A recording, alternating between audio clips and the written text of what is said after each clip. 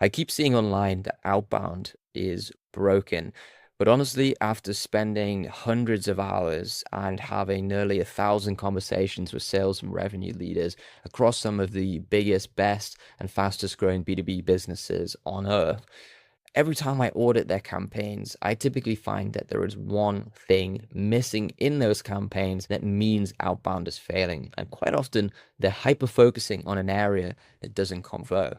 My name is Tom Granger. I am the founder of Advanced Client. We build revenue systems for some of the fastest growing B2B companies on earth. We've built systems for companies like Meta that have generated $447,000 worth of revenue. They've recently been acquired by Salesforce, generated £250,000 for Verifile, generating 17 FTSE 100 meetings booked in just 90 days. FTSE 100 is the top 100 companies in the UK. $500,000 to $850,000 for the cosign, and then 30 plus other examples of high velocity sales systems that we've generated for those businesses. Now, in this video, I'm going to walk you through the 3 core components of outbound sales. I'm going to do a deep dive on each one of them. And by the end of the video, you'll know exactly how to focus on all 3, how to get them to overlap, and how to build winning campaigns that print pipeline every single time. Now, the first thing to focus on whenever you are running an outbound campaign is building out your TAM. This is so important because this is the ICP accounts. So this is your ideal client profile that you should identify based on using AI, research, your assumptions, the patterns that you already have, the data that's in your CRM right now, and then deciding who those companies are based upon industry, headcount, tech stack, revenue bands. And this is going to become a filter set that's going to allow you to build out your TAM. Once you've done this, you can then build out and enrich your account list. We use Clay to do this. So we'll build out your ICP fit account list of every account that exists in the world that you can go out and target. What this is your TAM. This is your total addressable market. And this shows you how many businesses exist that you can actually go out and get in the market. So once you've built out the account, so the actual business, the company structure that we're going to go after, we then need to find the relevant people within it. We typically find 3 to 5 contacts for every company, depending on, are we going after champions? Are we going after decision makers? Depends on the angle that we're going for. We can also do both. We find the contacts, we verify their contact information, we get verified emails, we get verified phone numbers, and we get their LinkedIn profiles as well. Then a super important aspect of this is layering in intent signals. So fit alone doesn't tell you when a person is ready to buy. Anytime in your market, there's around 3% of companies that are willing to buy, that are in the buying space ready to go. So if you've got a very large TAM, if you've got 10,000 plus accounts in your TAM, it's very hard to monitor them all at once, which is why we use a tool like White Whale to monitor the TAMs for ourselves and for our clients to identify the top accounts in that space so that reps can go after hot in-market leads. And then super key here is syncing this with your CRM, making sure that your CRM is refreshed. We build out a bi-directional sync between CRMs like HubSpot and Salesforce and Clay so that the data within is the most up-to-date and your reps don't need to go and do any manual enrichment.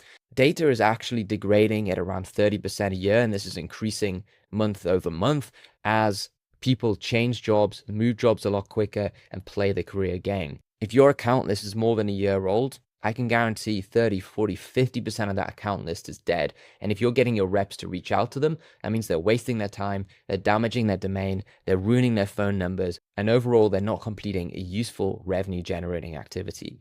The goal of this is to build out a clean, scored, signal enriched TAM. This is refreshed monthly, synced to your CRM, and ready for every single channel. Now, the next stage here is the offer. So we're going to move around here. So this is the why, the lead with value, and then relevance that they're going to care about. So you want to build out a low friction, high value reason to reply. You want to make sure that this is instantly clear. Your offer should be understood in 2 seconds flat. When you're talking to someone cold through cold outbound, you've got to remember, they don't know who you are. They don't know what you do, and they're probably busy in their day. Think of how busy your days are. Think of the emails that you receive in your inbox. Think of the phone calls that you get, how quickly you get annoyed at seeing things that are interrupting what you're doing. If your offer is not instantly understandable within 2 seconds, it's not going to be comprehended, and you're going to miss out a massive part of the market that is just too busy. You don't need to make your offer clever. It doesn't need to be obscure. It just needs to be the value that you're offering very plainly stated. If you already have to think about what you're offering, you've already lost that. Now, to do this, you want to solve a pain point that they already feel. You don't need to lead with your product or your service. You should lead with the problem that your product or service solves. This really is a sort of bridge here between a pain that they recognize and then a solution that you can prove. Again, you're not selling them your service. The key here, depending on the size of your TAM, is to test out multiple offers, not just one. Most teams run one offer, or they'll build out one offer across the space of 3 months with 15 different teams involved in the decision-making process that eventually gets chopped down and down and down and down until it's something so obscure and not valuable anymore that nobody wants it. You have to be not scared to run offers. This is so key. To build out an offer that people are going to be interested in, you have to have the confidence in your service to build out the offer. Now, you should be building out multiple offers, and you want to test what the market says. Now, you want to sell the outcomes, not the service. So really pitching your service, it's going to make you a commodity in the market. That means that you're going to be judged based upon price. What you want to do is build an offer around a unique mechanism. What is the unique way that you solve the pain points that your clients are dealing with?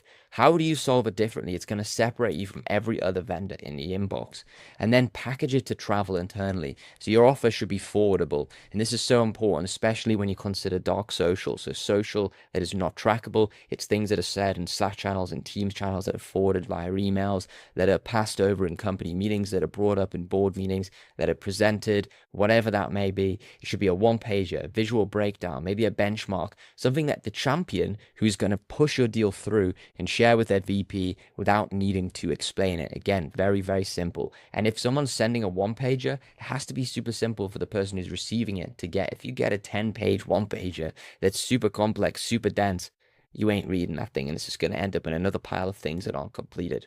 So the goal here is to get an offer that lands in 2 seconds, solves a real pain point, and can travel internally. We want to test this, we want to iterate it until the market tells you which one wins. A lot of companies that I speak to have a little bit of arrogance that they choose the offer. The market chooses the offer. You just put out a bunch of offers to the market and see what comes back to you and see what the market is interested in. Now, the final stage here, part 3, is action. And this is how you're going to reach out to these people. Now, the first thing that you should consider when you are looking into action is how big is your TAM, because TAM size dictates execution. The same 3 channels, phone, email, LinkedIn, they're going to work for every TAM, but the size is going to completely change how you run them. A large TAM, so say you've got 10,000 plus accounts, I would say here 20,000 plus, is a volume and testing game. You can treat your TAM and you can treat your outbound more like an advertising channel. Okay, you can ramp volume on all your channels. You can send a lot of cold emails. It's a lot of LinkedIn messages. You can do a lot of phone calls, and you can test 5 to 10 angles at once. Really, you're working here on percentages. If you're getting 1% reply rate on cold email, which is pretty good these days, when you have a few thousand accounts to test on, it means that you're getting a lot of data back, you're getting faster feedback loops, and you can change your offers quickly. If you have a smaller TAM, more companies over less companies that I speak to have a smaller TAM than they think. And we identify that during the TAM phase where we're saying, look, you don't actually have as many accounts in market as you think. But here, every account is strategic. So you don't need to be doing mass testing here. Each account matters way too much. So you should be monitoring signals. So again, using something like White Whale to monitor those signals, running strategic outreach, and then doing things like gifting, meetups, roundtables, webinars, strategic outreach, strategic emails, looking at warm introductions, looking at ways of building out a case internally, speaking directly to champions, using that budget to bribe champions to sort of reveal what's going on in the company, so that when you do executive outreach, you've got a perspective, you've got something that you can reach out to them with. And then hit them up again with phone, email, LinkedIn. There should be a multi-channel approach. All of these 3 apply to both sizes. Again, it's just how do you do it? And then coordinate and track everything. So making sure that everything, all of these accounts and all of these channels are synced directly into your CRM, so you're not losing any data. And then leveraging AI to track that data, see what's working, looking at dashboards, and then moving people and moving resources in the right way. If you get all three of these right, you get a beautiful overlapping system that builds out a revenue engine. You nail the TAM, you nail the offer, and then you nail the action behind it. All three of these working together to produce a revenue engine and campaigns that produce pipeline every single time, that make your sales team more profitable and make the business more profitable overall. If you like this video, hit like. If you've got any questions, put them in the comment section below, and please subscribe. Thank you very much.